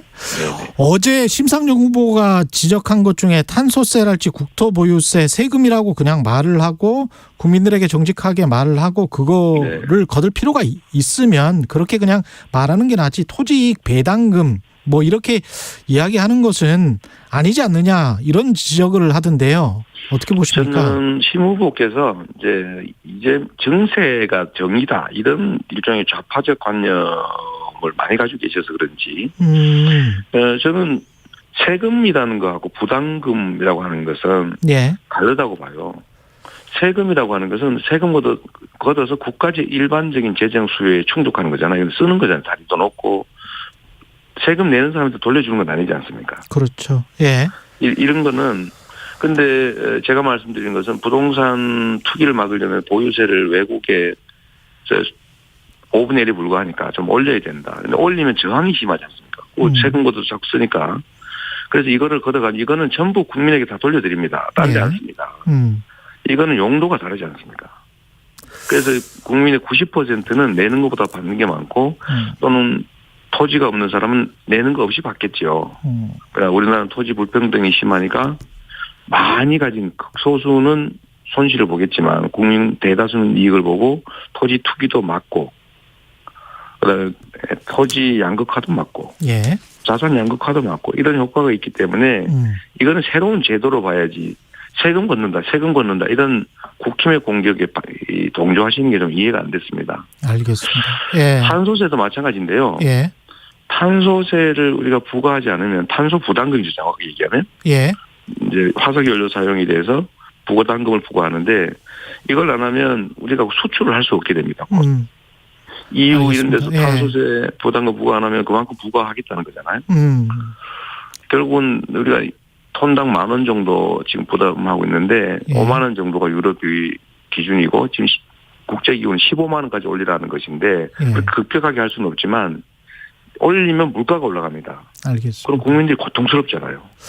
올리는 그 금액은 일부는 산업전환에 신재생 에너지 산업전환에 사용하고 일부는 국민에게 주자. 똑같이. 그게 기본소득이죠. 알겠습니다. 지금 저 문자들이 많이 와서요. 제가 세 가지만 소개해 드릴게요. 4222님은 청년이 행복하지 않으면 미래는 불투명합니다. 청년들을 위한 대표공약 하나만 소개해 주신다면 이렇게 말씀하셨고요. 조연수님은 지지율을 더 끌어올릴 전략은 뭔가요? 이렇게 말씀하셨고요. 청취자들이 실시간 메시지로 법인카드 사용 문제 해명을 듣고 싶다고 하셨습니다. 이렇게 세 가지. 네. 예. 첫 번째로 이제 법인카드 문제는 제 아내가 법인카드를 썼다는 것도 아니고 그 직원들이 법인카드 사용에 절차상 문제들이 있었다는 것인데 제가 그렇다 하더라도 제 아내가 어쨌든 공직자를 사적인 일에 이렇게 도움을 받은 건 사실이니까 그건 잘못이죠. 그러나 마치 제 아내가 법인카드를 쓴 것처럼 그렇게 하는 것은 좀 과하긴 하지만 그러나 그것조차도 그런 논란을 야기한 것조차도 저희 불찰이고 관리 부실이기 때문에 다시 한번 사과드립니다. 앞으로는 그러지 않도록 노력하고요. 아예 그런 의혹조차도 생기지 않도록 더 철저하게 하겠다는 말씀드립니다. 청년들 문제는 저는 기회를 늘려줘야지 이 작은 기회 속에서 다투는 납치를 갈라서 증오하게 하면 안 된다. 정치적 도움이 되더라도 제 입장이고 두 번째로는 성장을 회복해야 되는 이유가 이제 기회가 많은 청년 기회 국가를 만들기 위해서라는 말씀드리고요. 당장에 필요한 것을 말씀드린다면 청년들이 알바나 이런 것 때문에 너무 힘들다. 그래서 그 비용 부담을 정부에서 일부라도 해주자.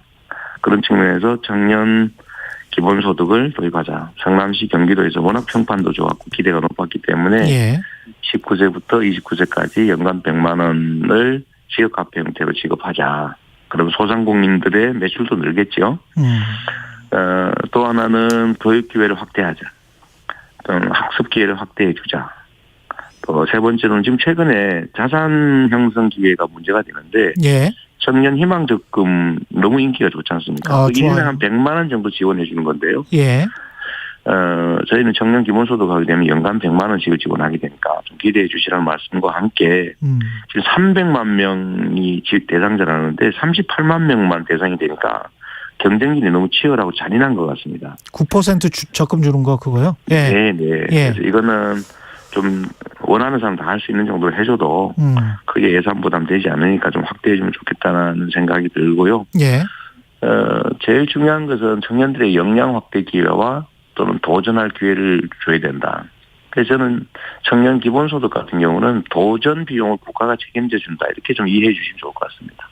지지율을 더 끌어올릴 전략 뭔가요? 조영수님 질문이었습니다. 지지율은 제가 결정할 수 있는 건 아니고 민심 곧 천신인데 저는 국민들께 제가 가진 정치적 비전, 가치 또 지금까지 해왔던 성과와 또 그 성과 속에서 증명된 역량 이런 걸 잘 설명드리고 우리 국민들께서 결국은 과거가 아니라 미래를 선택하실 것이다. 정쟁보다는 성장을 선택할 것이다. 전쟁보다는 평화를 정말 정치보복보다는 더 나은 민주주의, 진정한 민주공화국을 바랄 것이다. 그게 우리 국민들의 삶을 진짜로 개선하는 것이니까요. 그래서 국민들께 3월 9일의 선택은 누군가의 정권욕, 정치욕을 만족시키기 위한 것이 아니라 누군가를 심판하기 위한 것이 아니라 나의 미래를 선택하는, 결정하는 것이다 라는 말씀 끊임없이 드리고 저는 결국 국민들께서 자신의 미래를 기준으로 역량 있는 실력이 증명된 리더를 선택하실 거라고 굳이 믿습니다. 마무리 말씀을 이미 해 주셨네요. 이동일 님이 지금 왜 윤석열 후보는 인터뷰 안 하는지 말씀하셨는데 모든 후보와에게 인터뷰 요청 중이고요. 저희 방송은 언제나 늘 윤석열 후보를 환영하고요. 최민석 님은 이재명 후보님 다음 토론에도 피곤해도 웃는 여유를 가지시면 보기에 편안할 것 같습니다. 이런 말씀해 주셨네요. 네, 좋은 지적이십니다. 네, 맞습니다. 네, 오늘 말씀 감사하고요. 최광시사 대선 특별기획 인터뷰 대선 후보에게 듣는다. 더불어민주당 이재명 대선 후보였습니다. 고맙습니다. 네, 감사합니다. KBS 1라디오 최경영의 최강시사 2부는 여기까지고요. 잠시 후 3부에서는 김호기 교수의 사회학 카페 준비되어 있습니다.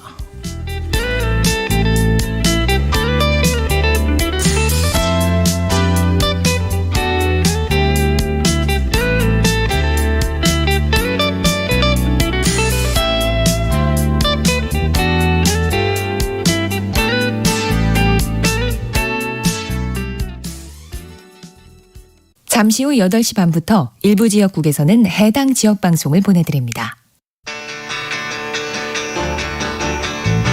인생에서 가장 중요한 건 역시 사랑이죠. 그 사랑을 위해 경제 공부도 꼭 해야 합니다. 여러분이 사랑하는 사람을 행복하게 해줄 알짜 정보만 쏙쏙 전해드리는 홍사원의 경제쇼. 오후 4시 5분 불타오르는 열정으로 준비하겠습니다.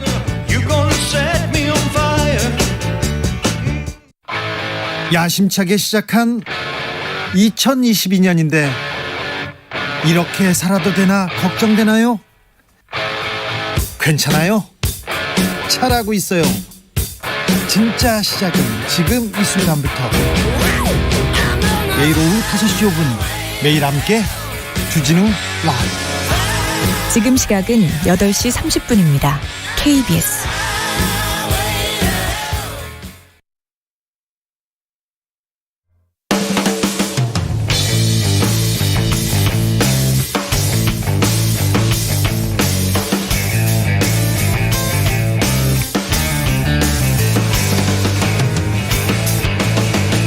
최경영의 최강 시사.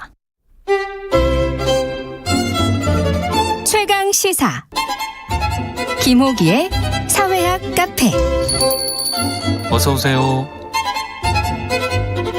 네, 뉴스의 이면에 있는 흐름과 우리 사회의 큰 담론에 대해 이야기해보는 시간입니다. 김호기의 사회학 카페, 연세대학교 사회학과 김호기 교수님 나와 계십니다. 안녕하세요. 네, 안녕하세요. 예, 보름 앞으로 대선이 다가왔고 지난번에 김재원 국민의힘 최고위원이 그런 이야기를 했는데 저는 그때는 동의하지 않았거든요. 지금 그 유권자들까지 다 네. 대부분이 심리적 내전 상태라고. 네, 맞습니다. 예, 예. 네, 모든 뉴스들을 빨아들이고 예. 있고요. 저희 경우도 뭐 누구를 만나도 이제 대선 외에는 다른 이야기를 안 합니다. 한 가지 주제가 더 있다고 한다면 이제 우크라이나 사태. 우크라이나. 예, 예. 뭐 대선이 거의 모든 것을 현재 블랙홀처럼 흡수하고 있습니다. 근데 이게 예. 대선이 일종의 우리가 한 번 사용하는 그런 투표권 행사인데 좀 축제처럼 하고 잔치처럼 하고 그럴 수 없을까? 이렇게 서로 간에 마음 상하면서 이렇게 해야 되나? 이전하고 비교해 보면 저는 예. 이런 점도 주목할 수 있을 것 같아요. 예. 그러니까 이제 민주주의가 뿌리내리기 이전에는 사실 총과 칼로 그런 거 권력의 교체들이 이루어졌잖아요.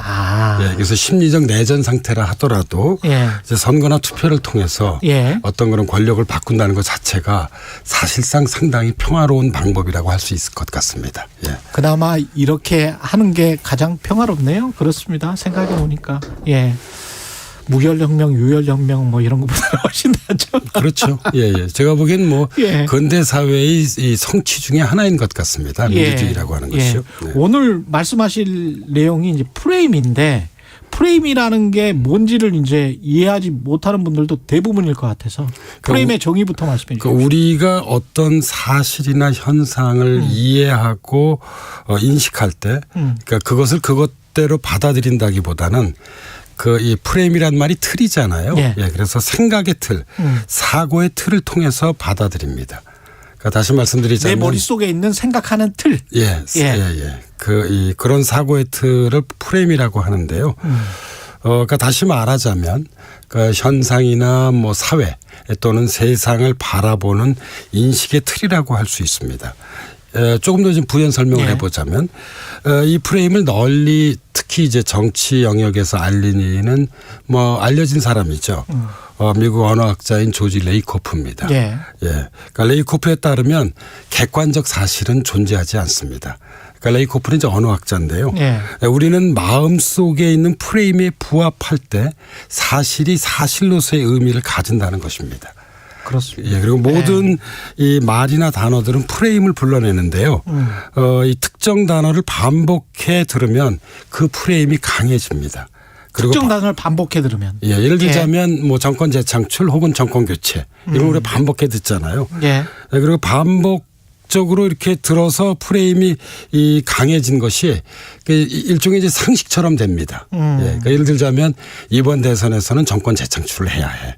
그게 이번 보편적인 것처럼 들리는 거죠. 상식처럼 들리는 거죠. 이번 이 대선에서는 정권 교체를 해야 돼. 뭐 이제 이렇게 상식이 되죠.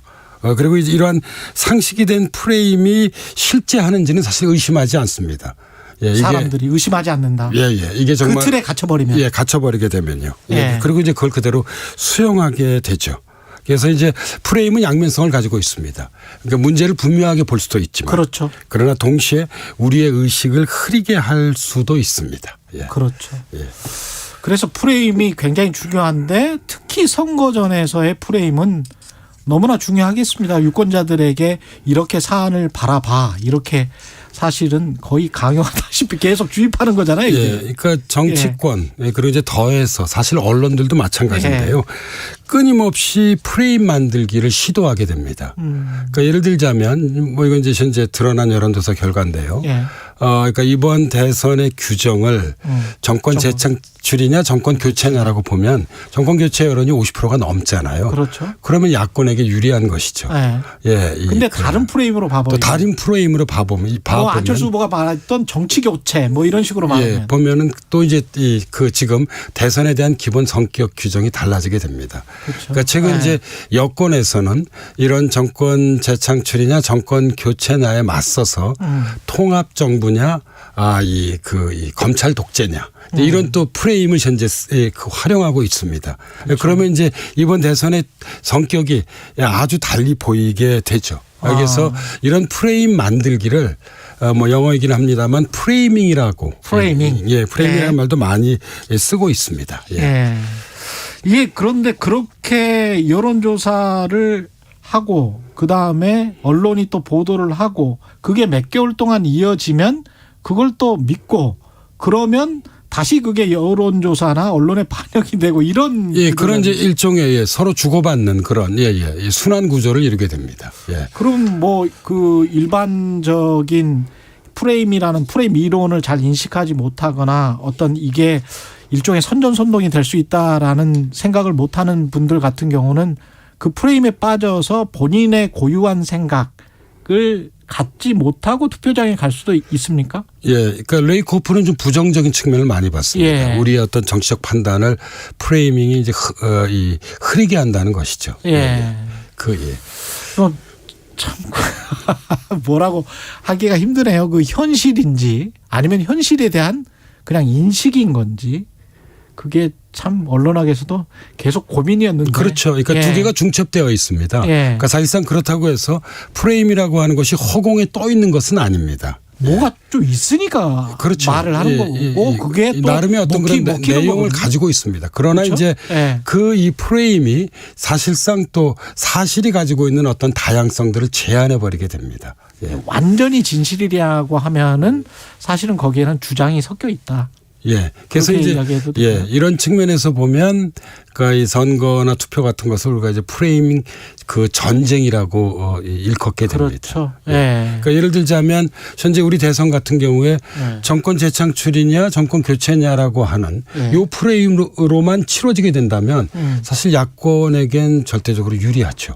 그러면 또 다른 프레임 단일화냐 단일화가 아니냐 이것도 프레임입니까? 그것도 일종의 이제 프레임이라고 할 수 있죠. 왜 그런가 하면 단일화가 이루어지게 되면 그러니까 사실상 정권 교체의 표들이 결집을 하게 되죠.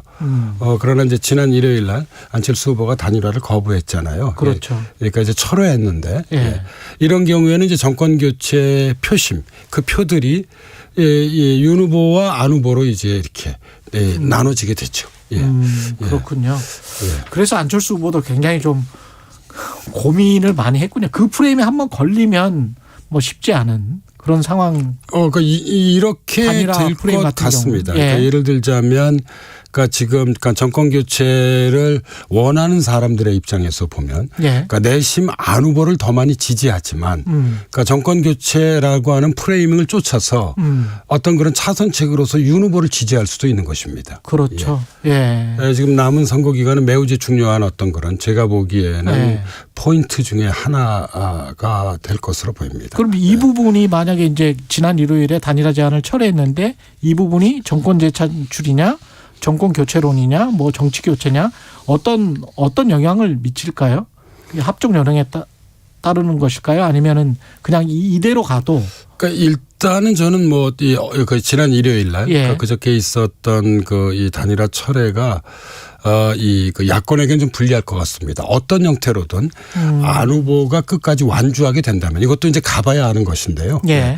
완주하게 된다면 정권 교체 표는 분화될 수밖에 없습니다. 그렇군요. 그러니까 안 후보가 뭐 최소 5%를 받는다 하더라도 5% 정도의 표가 이제 정권 교체 표가 어떤 그런 이제 따로 떨어져 나가게 되는 거죠. 근데 그러니까 보름밖에 안 남았는데 사람들이 가지고 있는 인식의 틀이 바뀔 리는 없잖아요. 어떻게 이 전환 같은 게 가능합니까? 저는 어느 정도는 가능하다고 생각합니다. 그래서 이제 지금 여권과 이재명 후보가 아까도 제가 말씀드렸습니다만 이제 내놓은 이 현재 새로운 어떤 프레임이 뭐 다름 아닌 이제 그 통합 정부냐, 뭐 국민 내각이라고도 하죠. 아니면 이제 검찰 독재냐. 이런 이제 새로운 프레임을 내놓은 것이죠. 언론이 얼마나 많이 그거를 받아쓰고 이야기하고 토론하고 이것도 상당히 중요하겠네요. 중요하죠. 그래서 지금 이 후보 측은 안 후보 측에게 계속 뭐 러브콜을 현재 보내고 있다고 언론에서 보도되고 있잖아요. 조 의원님이 아주 좋은 질문을 해 주셨는데 내 판단이 가치관에 의한 것인가 주체적인 가치관에 의한 것인지 아니면은 프레이밍에 빠진 것인지는 어떻게 구분할 수 있을까요? 그러니까 프레임과 가치는 사실 중첩되어 있는 것입니다. 중첩되어 있는 거죠? 그러니까 프레이밍은 가치 플러스 일종의 전략입니다. 가치 플러스 전략이다. 그것이 전혀 별개의 것은 아니죠. 그런데 그 가치를 내가 승인하고 인정하면 뭐 그거는 프레임에 빠지든 말든 그 내 가치인 것이고. 그런데 가치는 아닌데. 그런데 프레이밍에만 빠지는 거는 조심해야 된다. 그 이제 구속을 받게 되는 것이죠. 그렇죠. 이번 대선은 프레임 전쟁의 관점에서 봤을 때는 어떻게 전망하십니까? 그러니까 저는 이제 지난 몇 개월을 쭉 지켜보면 그러니까 역시 이 정권 교체 프레이밍 아주 강하다고 생각합니다. 우리가 돌이켜 보면 지난 연말과 그 연초에 이재명 후보가 상대적으로 윤석열 후보를 여론조사에서 앞선 시기가 있었습니다. 그때는 이제 국민의힘이 좀 혼란스러웠죠. 그러나 이제 전열을 국민의힘이 정비한 다음에 곧바로 윤석열 후보가 자기 지지율을 회복했습니다. 그건 그만큼 정권 교체에 대한 어떤 그런 여론, 다시 말씀드리자면 정권 교체 프레이밍이 아주 강하게 작동하고 있다고 볼 수 있습니다. 말씀하십시오. 말씀하시죠. 아니 역대급 비호감 대선이라는 이 단어도 있잖아요. 이 단어도 프레임이라고 판단하세요? 어떻게 보세요? 뭐 그렇게 볼 수 있습니다. 왜 그런가 하면 뭐 이제 앞선 대선하고 비교해 볼 때 이번 대선의 현재 주요 후보들의 이른바 도덕성에 뭐 적지 않은 문제점들이 있습니다. 이제 그럼에도 불구하고 선거 자체를 이제 부정적으로 바라보려고 하는 이제 프레임이죠. 비호감 대선이다. 후보들이 다 자격 미달이라고 하는 것 자체가 어떤 정치적 무관심을 좀 자극하는 부분도 있습니다. 우리가 인간 인식을 자꾸 생각을 하니까 현실과 진실의 세계에서 멀어지는 것 같기도 하고 정치가 자꾸 공학적으로 가는 것 같아서 조금 저어되는 부분도 있는데 어떻게 보세요? 근데 저는 좀 지금 선거 막바지잖아요. 이제 채 2주 정도밖에 남지 않았는데 좀 부정적 시각보다 긍정적 시각에서 선거를 좀 바라보고 싶습니다. 조금 전에 우리가 비호감 대선에 대해서 이야기를 했습니다만 TV 토론에 대한 시청률은 대단히 높습니다. 그만큼 대선에 대한 국민 다수의 관심은 크다고 할 수 있을 것 같습니다. 그러니까 최근 우리가 모두에서 이야기를 나눴듯이 우크라이나 사태를 보면 정치나 정부의 중요성은 아무리 강조해도 지나치지 않습니다. 결국 뭐 후보의 자격, 자질에 대한 여러 논란들이 있긴 하지만 결국 이 정부가 정치가 어떤 선택을 하고 어떤 정책을 추진하느냐에 따라서 우리 사회의 미래가 달려 있고요. 유권자들께서도 이걸 잘 알고 있는 것 같습니다. 저는 그렇기 때문에 TV 토론에 대한 시청률이 높은 것으로 나타난다고 생각하고 있습니다. 정치가 굉장히 중요하다는 거는 이제 인식했다. 비호감 대선임에도 불구하고 결국 우리 이제 선택할 수밖에 없는 지금 그 지점으로 거의 이제 마지막까지 도달한 셈이죠. 그래서 현재로서는 저는 뭐 정치에 대한 어떤 그런 부정적인 것 측면들을 강조할 것이 아니라 주어진 여건 내에서 정치는 현실이잖아요.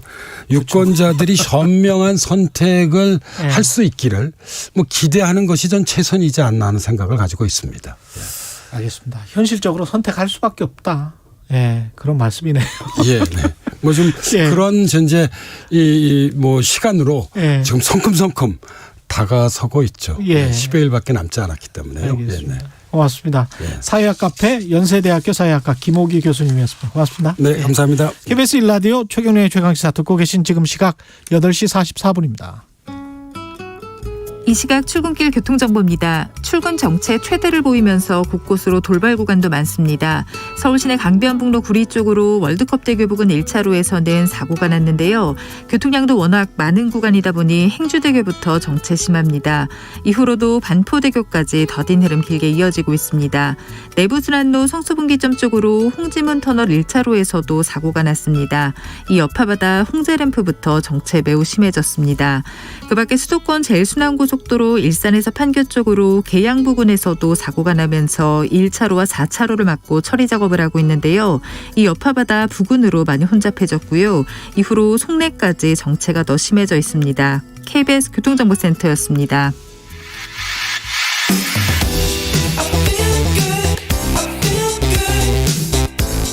세상에 이익이 되는 방송 최경영의 최강시사. 네, 지난 주말 안철수 국민의당 대선 후보 대선 완주하겠다 이렇게 말했고 단일화 결연 선언했습니다. 그런데 국민의힘은 아직 문이 열려 있다 그렇게 이야기를 하고 있고요. 더불어민주당은 고뇌에 공감한다 통합정부 이야기도 하고 있습니다. 국민의당 내부 입장을 좀 들어보겠습니다. 권은희 원내대표 전화로 연결돼 있습니다. 안녕하세요, 대표님. 네, 안녕하십니까. 예, 어제 단일화 이야기하기 전에 어제 네. 저 TV 토론은 어떻게 보셨어요? 안철수 후보의 준비된 후보라는 면모가 고스란히 드러날 수 있는 토론회였고요. 예. 지금 코로나19 이후의 대전환 시대 그리고 미중 기술 패권 전쟁에 있어서 필요한 대통령 어떠한 대통령이 잘할 수 있느냐를 예. 보여줄 수 있는 그런 토론회였다라고 생각을 합니다. 안철수 국민의당 원내대표시니까 안철수 후보가 제일 잘했다. 네. 제일 못한 사람은 누군 것 같습니까? 모든 토론에 나와서 예, 서로 네거티브 특검에 갈 사안을 TV 토론으로 들고 온 더불어민주당의 이재명 후보, 국민의힘의 윤석열 후보, 예, 기본적으로 늘 그런 모습인 것 같습니다. 예, 두 거대 정당 먼저 다 디스하시고, 예. 네. 이 단일화 관련해서는 이제 아무런 논의를 할 수 없는 겁니까? 지금 상황은 어떻게 보세요? 네, 단일화와 관련해서는 논의도 없고 논의가 진행될 가능성도 없습니다. 근데 어제 성일정 의원은 저희 프로 나와서 그런 이야기를 하더라고요. 사실 한 채널이 5개 정도 있었고 본인도 그 채널 중에 한쪽의 담당자였고 그다음에 합의 초안까지 썼었다. 그래서 이 단일화 결렬 선언을 한 것을 이해할 수 없다. 이렇게 이야기를 했거든요. 그동안 언론에 무수하게 국민의힘 관계자 발로 실체가 없는 연기만 품어대는 그러한 단일화와 관련된 이야기들이 나왔는데 그중에 한 분이 성일정 의원이 아닐까라는 의심을 갖게 되는 그런 발언이었는데요. 단일화 채널에 5개 채널이 가동됐다는 것 자체가 단일화와 관련된 실체적인 논의가 전혀 없다라는 그런 얘기입니다. 이 각자 자신이 어떤 변죽을 울려보겠다라는 생각으로 자신이 이야기하고 자신이 진행시키고 그래서 이 부분을 뭔가 논의가 있는 것처럼 또 연막을 피워대는 그런 모습들을 어제 자백한 거 아닌가 이렇게 생각을 합니다. 그렇군요. 안철수 후보와 윤석열 후보가 전화 통화를 하고 또 무슨 문자를 받았다, 문자를 받은 적이 없다. 이 정확한 사실관계는 뭔가요? 전화를 하고 문자를 주고받았다라는 부분에 있어서 내용에 있어서 사실 의미 있는 부분들은 전혀 없습니다. 당일날 안철수 후보가 윤석열 후보의 진정성이 없음을 확인하고 단일화 결렬 선언을 하겠다라는 분위기가 전해지자 윤석열 후보가 어떠한 액션이 필요할 것 같다라는 취지에서 아마 전화를 한 것 같고요. 예. 그렇게 해서 실제 전화에 있어서는 뭐 만나자라고 하는데 예, 후보들이 만나자라고 해서 서로 얼굴 보려고 만나는 건 아니지 않습니까? 그렇죠. 예, 어떠한 그 답을 가지고 어떠한 내용을 가지고 만날 것인지가 전달이 돼야 되는데 그러한 전달 내용은 전혀 없었던 상황입니다. 국민의힘은 그러면서도 이제 여전히 단일화 가능성을 열어둔 상태다 이렇게 이야기를 하고 있는데 네. 변화의 가능성은 없는 거죠? 없는 겁니까? 단일화의 가능성을 열어둔 상태다라는 국민의힘의 입장이 예. 상당히 국민들에 대한 저는 협박이라고 보는데요. 협박이다. 예. 단일화와 관련돼서 윤석열 후보도 진정성이 없음을 확인하고 안철수 후보가 국민들께 단일화는 없다라고 말씀을 드린 그런 상황 이후에 그래도 여전히 문이 열려 있다라고 하는 거는 국민의힘은 여전히 단일화 꼬리표를 이용해서 안철수 후보의 선거를 방해하겠다라는 부분들을 국민들에게 협박한 그런 내용이라고 보고 있습니다. 그리고 그 이성적인 측면에서 잘 판단을 하셨겠지만 그 이준석 당대표의 그 최근에 페이스북 메시지랄지 그다음에 그 의료진단에서 이야기했던 내용이 있지 않습니까? 네. 그 운전기사가 유서를 써놓고 운전을 하느냐는 식의 네. 발언이었는데 네. 그런 것들 때문에 어떤 감정적으로 굉장히 좀 안 좋았던 것도 있나요? 이준석 대표의 그런 저는 인지상정이 없다라고 하는데 인간으로서 기본적으로 갖추는 마음, 본성이 없는 그런 발언들이 어제 오늘의 일이 아니고 하루 이틀의 문제가 아닙니다. 그래서 그와 관련해 가지고 뭐 결정적이다, 거기에 감정적으로 크게 반발했다, 예. 이런 부분은 아니라고 보시면 됩니다. 예, 하루 이틀의 문제가 아니다.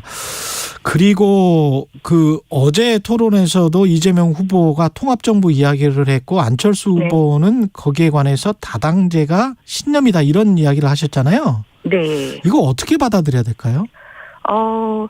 기본적으로 지금 안철수 후보가 준비된 후보로 시대교체를 하겠다라고 했는데 이 시대교체의 첫 번째 과제가 정치개혁 부분이고요. 예. 정치개혁 잘 아시겠지만 1당, 2당 후보들이 정말 그 강성 귀족 노조처럼 정치권에서 그렇게 자리 잡고 자신들의 이익만 추구하는 그런 모습에 대해서 정치개혁 과제로 다당제를 주장을 하고 있고 이 다당제가 제도적인 부분의 개혁이라면 통합정부는 안철수 후보 역시 당선이 되고 국민 통합을 위한 국민 통합 정부를 구성해서 국정을 운영하는 어떤 운영 방향이라고 보시면 될 것 같습니다. 만약에 안철수 후보가 안 되고 이재명 후보가 당선이 되면 그러면 국민 통합 정부를 같이 그때 만약에 당선이 돼서 이재명 후보가 당선이 돼서 제안을 한다면 국민의당 입장은 어떤 건가요?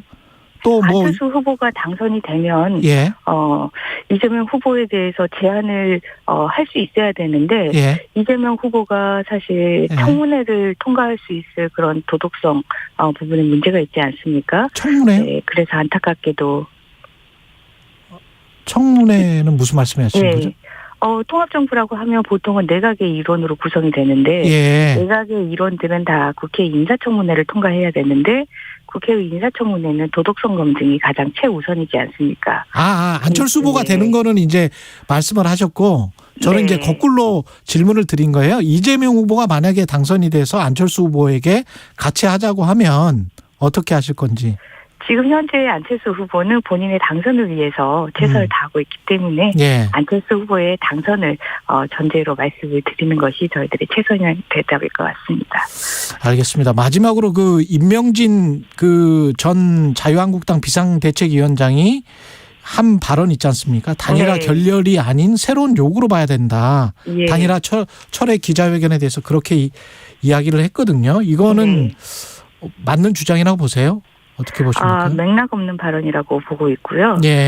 결렬은 결렬이고 그리고 결렬 이후에 국힘발 또는 주변 인사발 단일화와 관련된 연막은 단일화 꼬리표를 이용한 안철수 후보에 대한 선거 방해 행위다라고 그렇게 보시면 되고 연막 밑에 뭐가 진행되는 사항들은 전혀 없다라는 부분들을 다시 한번 확인드립니다. 국민의힘 지지자들도 일부 그런 생각을 가지고 계신 것 같고 조일철님은 제가 확실히 모르겠습니다만 이런 문자가 와 있네요. 현재 여론조사에서 나타나는 윤석열 후보의 지지율을 무시하고 여론조사로 단일화하자는 안 후보의 주장은 말이 좀 안 되는 것 같은데요. 이렇게 질문하셨는데요. 결과에 대해서 승복하는 자세이기 때문에 현재의 지지율 때문에 여론조사가 안 된다라는 말은 그것은 오히려 맞지 않는 말 아닌가. 안철수 후보 국민들의 뜻을 담을 수 있는 부분이 현재로서는 여론조사이기 때문에 여론조사를 하고 그 결과에 대해서는 어떠한 결과든 승복하겠다라는 그런 마음으로 제안을 하지 않았습니까? 그리고 어제 그 TV 토론에서 안철수 후보가 고개를 절레절레 흔든 부분 있지 않습니까? 네. 그거는 왜 그러신 거죠? 지금 가장 기본적인 부분인데 4차 산업혁명에서 가장 중요한 부분이 데이터 경제인데 데이터 경제의 가장 핵심적인 부분 데이터 개방과 관련된 인식조차 없음에 본인도 아마 놀라셨던 거 아닌가 그렇게 보고 있습니다. 그리고 20대 대선이 이제 뭐 보름인데 유권자들 표심을 결정할 최대 변수가 아직 남아 있을까요? 어떻게 보십니까? 네. 지금 제가 현장에서 출근 인사 드리는 도중에 인터뷰를 하고 있는데요.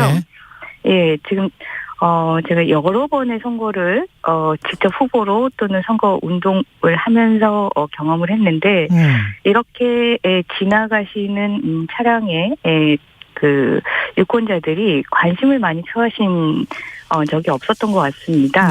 그 말은 최소한 지금 많은 유권자들이 지금 부동의 상태로 마음을 못 정하고 계시는 그런 상황이고요. 이런 부동의 유권자들이 앞으로 보고 선택할 부분들은 결국은 정책과 공약과 후보의 미래 비전이다.